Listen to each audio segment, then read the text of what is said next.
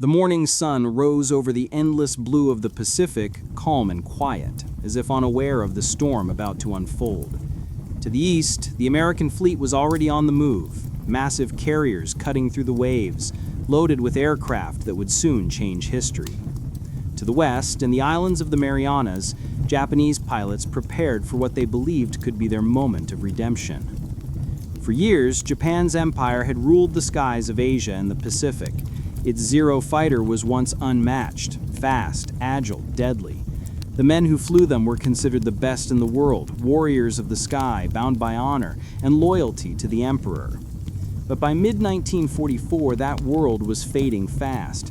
The empire was shrinking, resources were vanishing, and the skies that once belonged to Japan were now filled with the roar of American engines. Still, Tokyo believed one massive strike could turn the tide. They called it Operation A-Go, a bold plan to crush the American invasion of the Marianas and save the empire's outer defenses.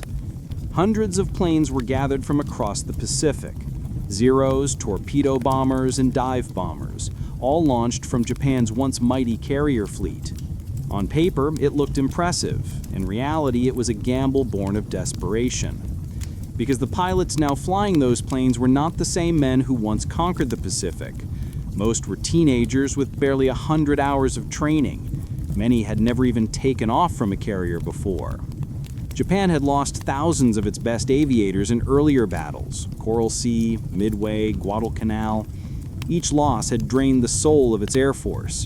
By mid-1944, the empire was sending boys to do a man's job. As dawn broke on June 19, 1944, radar screens aboard U.S. carriers began to hum. The operators saw what looked like a swarm, hundreds of dots racing towards them from the west. It was the largest Japanese airstrike since Pearl Harbor, and this time, America was ready. Orders flashed through the fleet. Fighter squadrons launched from carriers like USS Enterprise, Yorktown, and Lexington. Within minutes, the sky filled with the blue silhouettes of F-6F Hellcats, tough, fast, and built to win. Each pilot knew the enemy was coming, and they were eager to meet them head-on. At 10 a.m., the first contact came.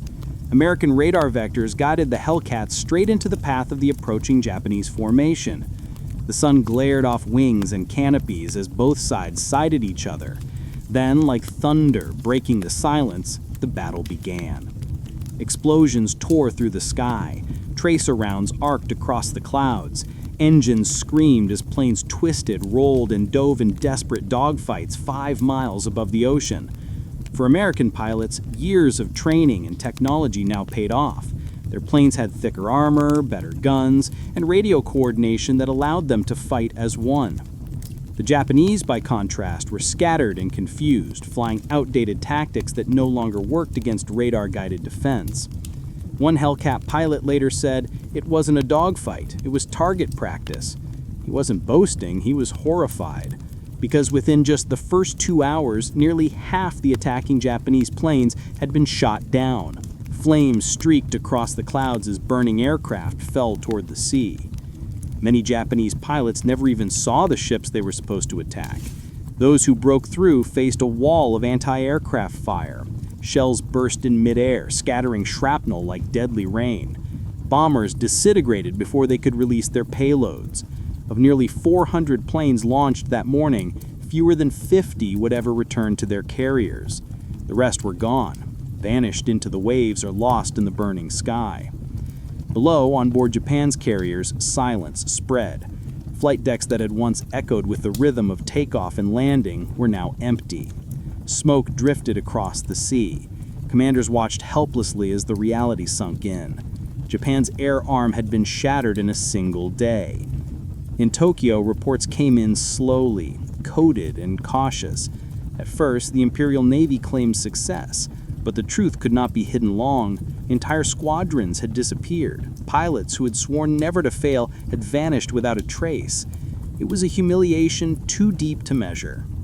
Japan had entered the war believing its warriors were unbeatable, that spirit alone could triumph over technology. But on this day, that illusion burned away with every falling plane. The Empire's faith in its air superiority died somewhere over the Marianas. Across the ocean in the American fleet, cheers erupted. Pilots returned from the fight with stories almost too incredible to believe. They spoke of dozens of kills, of skies so crowded with enemy planes that they couldn't miss. One pilot landed, climbed from his cockpit, and said quietly, "It was like hunting turkeys." The phrase spread quickly, and soon the world would call it the Marianas Turkey Shoot. Yet beneath the celebration, some American commanders felt unease. They knew Japan would not surrender easily. If its regular pilots were gone, the Empire might find new, darker ways to fight. But for that single day, the U.S. Navy had achieved the impossible, destroying Japan's air power so completely that it would never recover. When word finally reached Emperor Hirohito, the loss was described in vague terms. No one dared speak the full truth, that the Empire's greatest symbol of strength had been erased in one battle. Instead, newspapers spoke of temporary setbacks and gallant resistance. But inside the military, panic grew. Without aircraft, the mighty Japanese fleet was blind and vulnerable, and the Americans were coming. As night fell over the Pacific, the sea burned with the glow of oil and wreckage. Floating in the water were the shattered remains of what had once been Japan's finest pilots. Those who survived drifted in silence, watching the stars above them, stars that they would never again touch.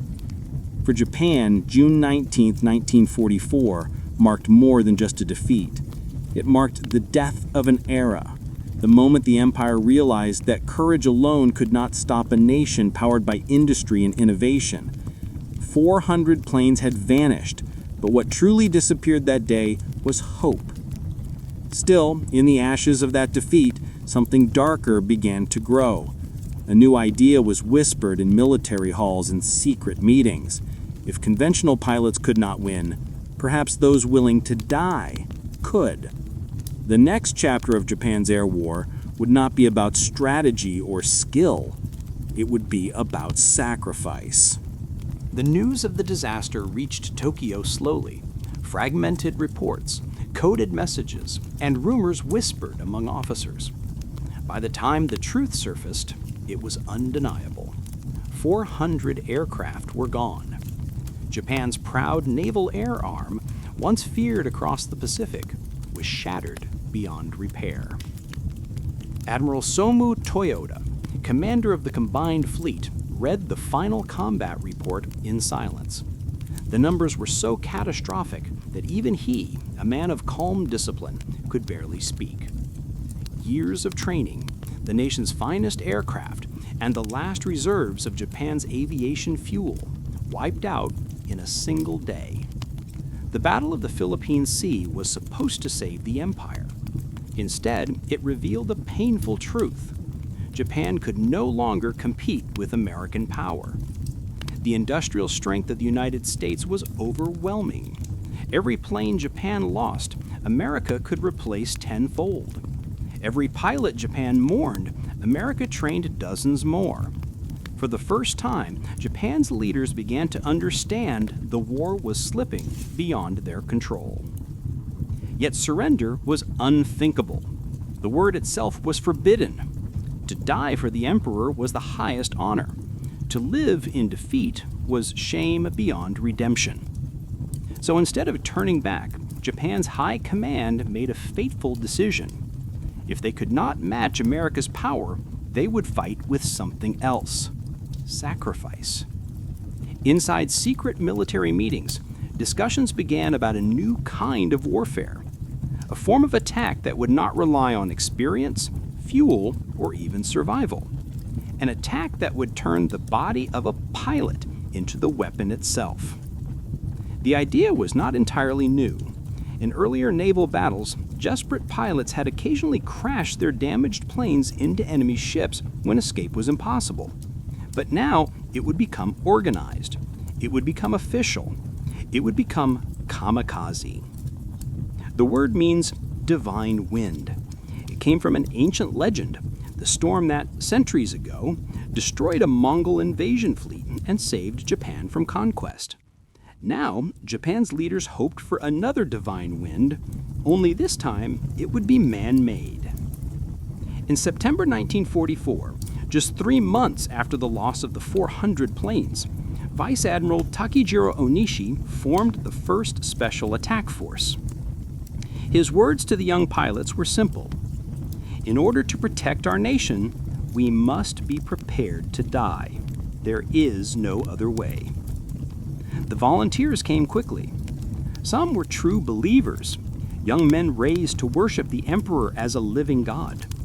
Others were frightened, coerced, or simply resigned to their fate. They were told their sacrifice would save Japan, that their deaths would inspire millions.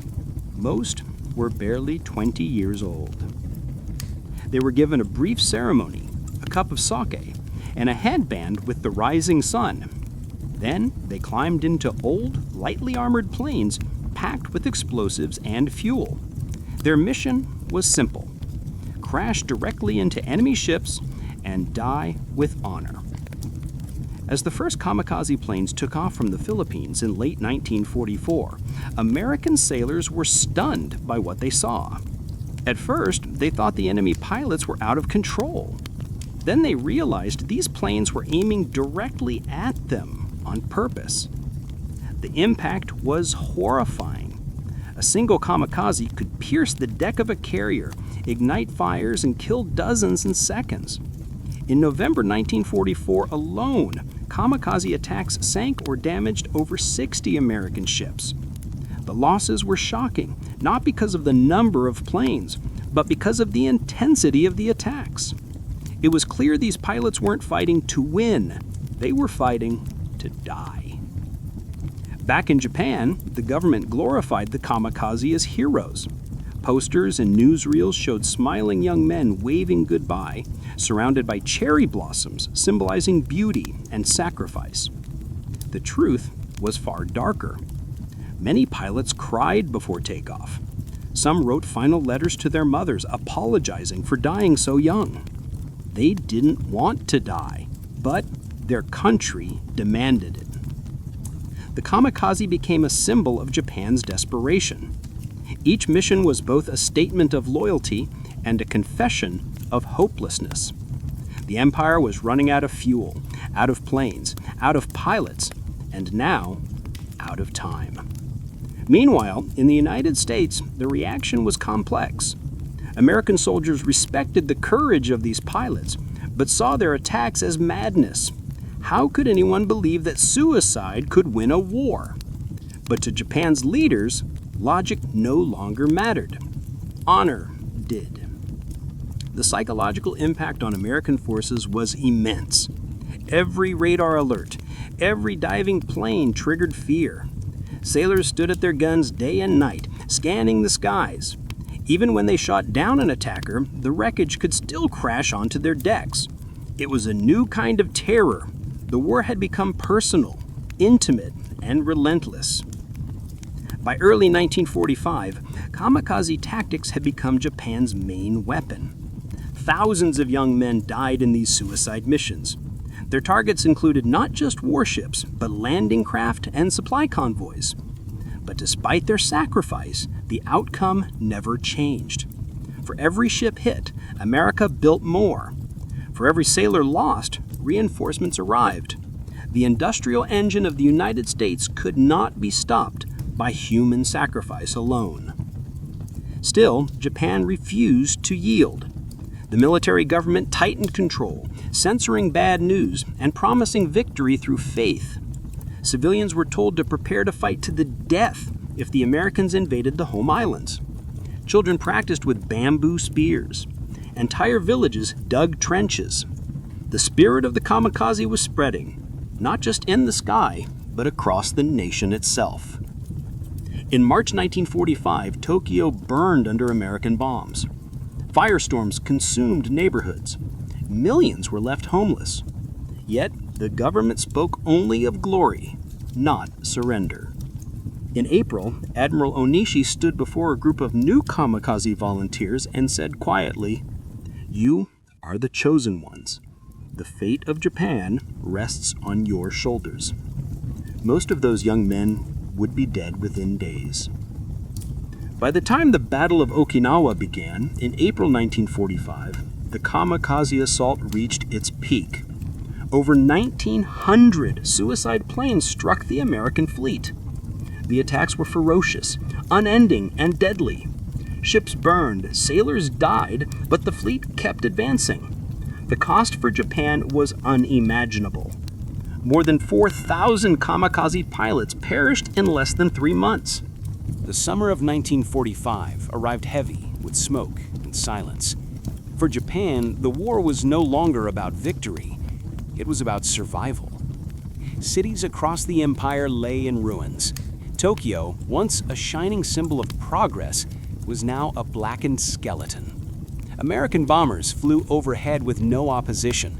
Japan's Air Force, the same force that had once attacked Pearl Harbor, was gone. Fuel was gone. Pilots were gone. And with them, the last traces of hope. Every morning, the people of Japan awoke to the sound of air raid sirens. Each night, they watched the sky burn red as another city vanished in flames.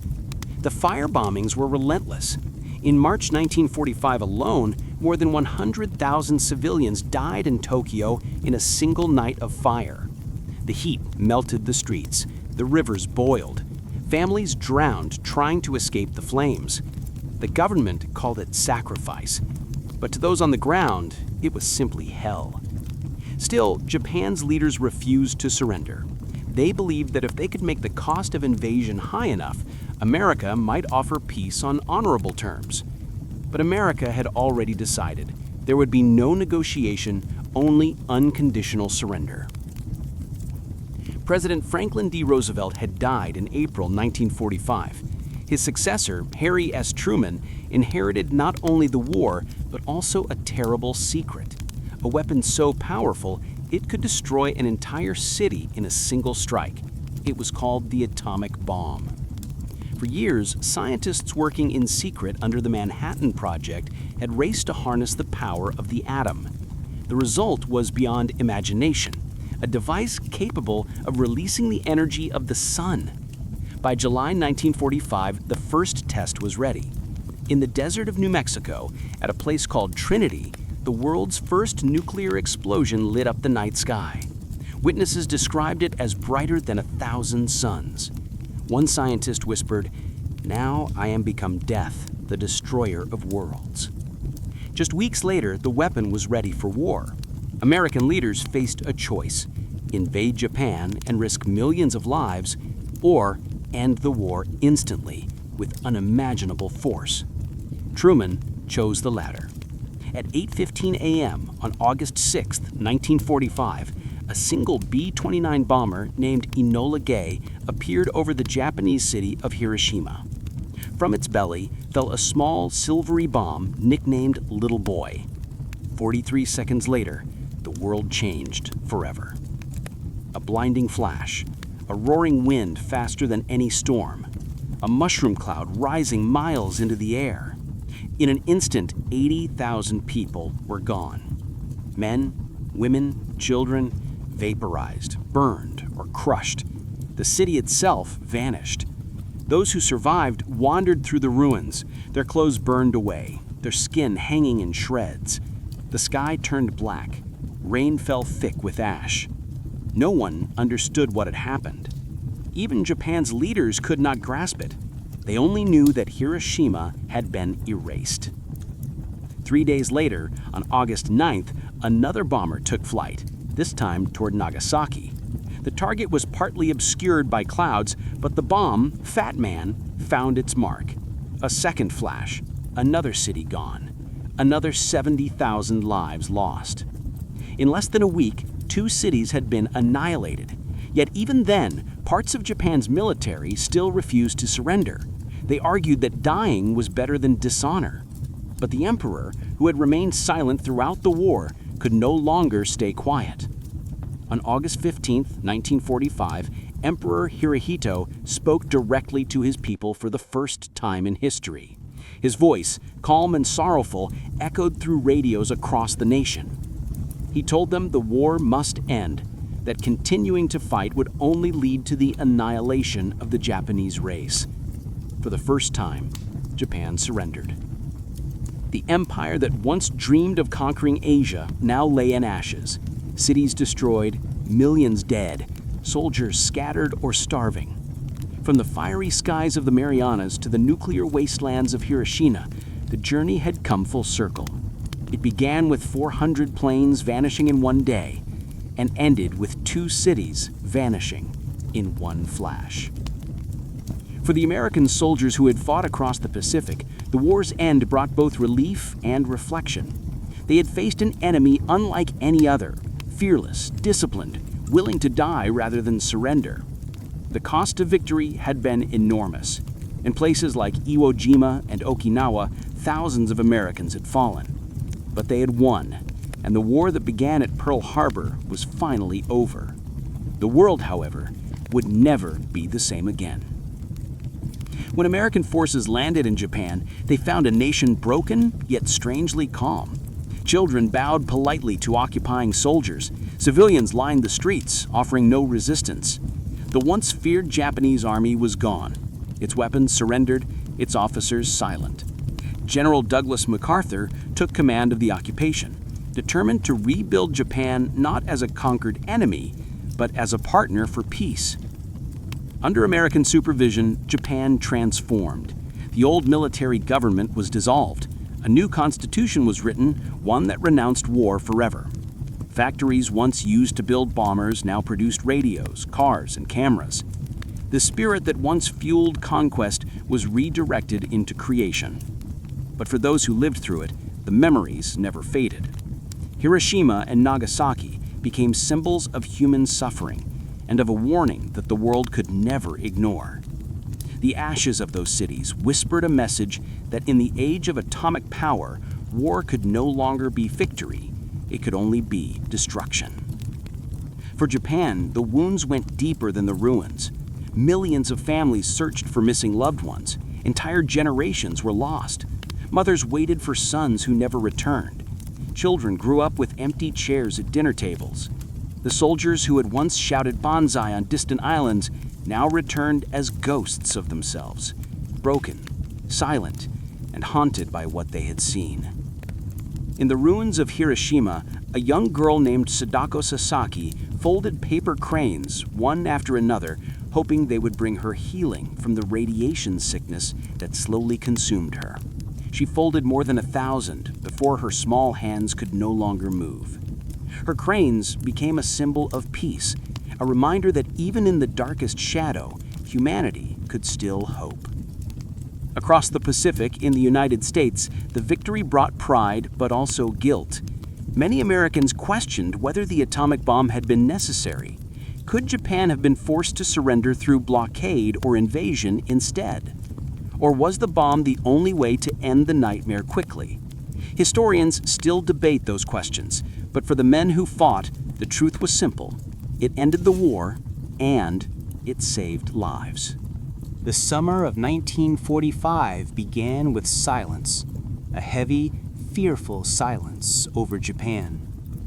The empire that once dreamed of ruling the Pacific was broken. Its fleets were gone, its skies were empty, and its people were starving.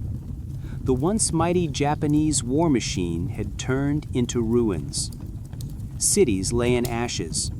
Tokyo, once the beating heart of the empire, was now a graveyard of twisted steel and blackened wood. Children searched through rubble for scraps of food. Mothers cried for sons who would never come home. And yet, even then, Japan's leaders refused to surrender. They believed there was still honor in fighting to the end.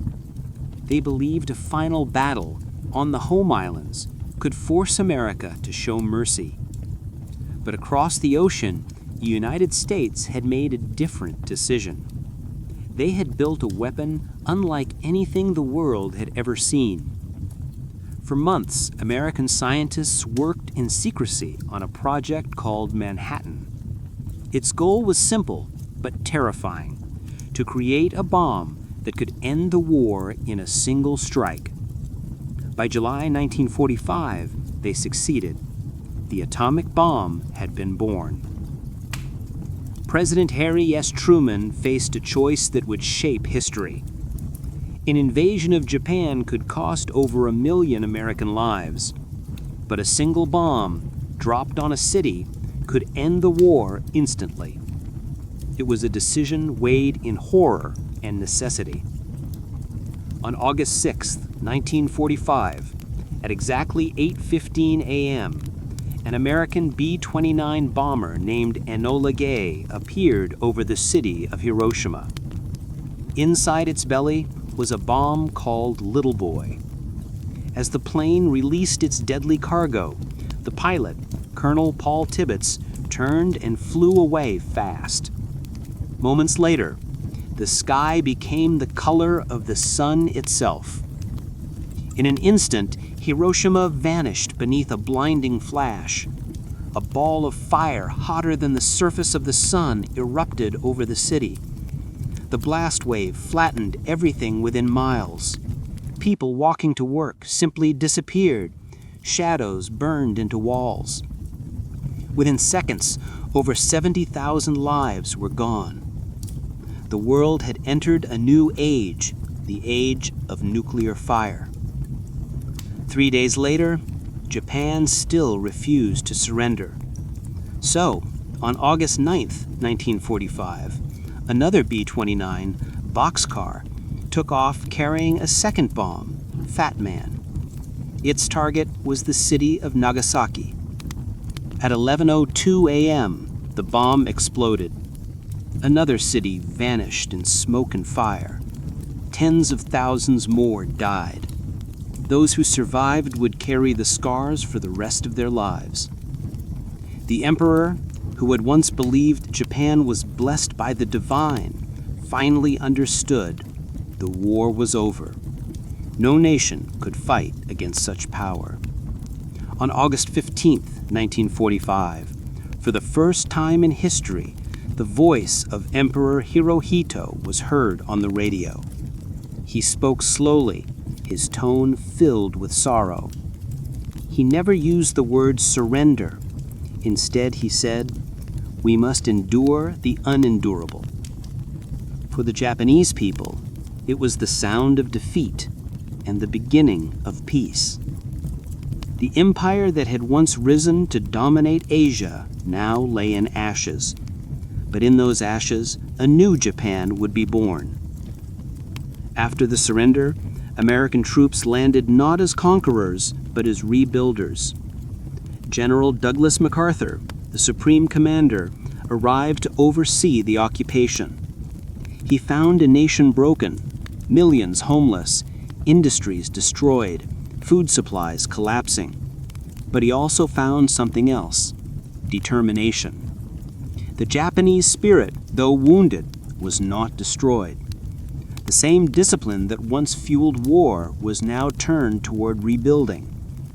Factories that once made weapons began producing sewing machines, radios, and bicycles. Students returned to classrooms. Women gained new rights.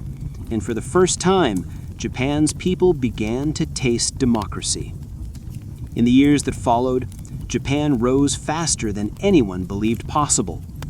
By the 1950s, cities were being rebuilt with glass and steel. By the 1960s, Japan became an economic miracle, a nation known not for war, but for innovation and peace. Tokyo became a symbol of rebirth. The same city once burned to the ground now shined with neon lights, bullet trains, and the sound of progress. The children of soldiers became engineers, artists, and dreamers. The country that once built warplanes now built cars, cameras, and technology that changed the world. And in a way, Japan found redemption, not through victory, but through peace. Still, the ghosts of the past never vanished completely. Every August, people gather in Hiroshima and Nagasaki to remember. They placed paper lanterns on rivers, letting them drift towards the sea, small glowing lights for the souls lost in fire. In Hiroshima, the ruins of the atomic dome still stand there. It is quiet, a silence that carries the memory of everything that happened, a silence that reminds the world how fragile peace truly is. Looking back, the loss of those 400 planes in a single day was more than a military defeat. It was the moment Japan's destiny began to change. From that day on, the empire's wings were broken, but its heart began to seek something higher than conquest. The skies that once rained fire and steel are now filled with commercial jets, carrying travelers and dreamers across the same Pacific that once divided nations. Japan, the land that once shocked the world with war, now inspires it with peace, resilience, and innovation. The sound of warplanes has long faded. What remains is a quiet lesson, one written in sacrifice, in fire, and in hope.